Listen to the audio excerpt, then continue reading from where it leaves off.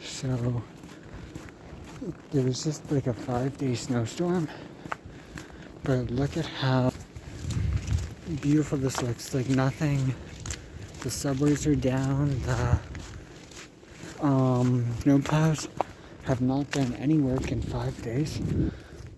This is just people walking, but it does look beautiful, like it's something right out of a Christmas card. Look at how pretty it looks. And usually it doesn't snow in Toronto, but the few times a year it does snow, we actually have snowplows. But the mayor this year has decided not to use them, so the snow is everywhere.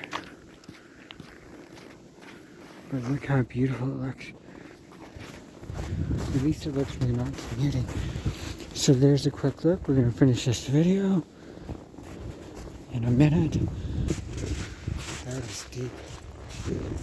So the alleys are actually better than the main streets. The main streets are so bad you can't walk or drive.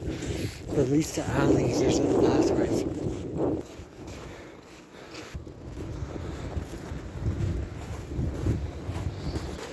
So we're going to end this video here, so thanks for watching.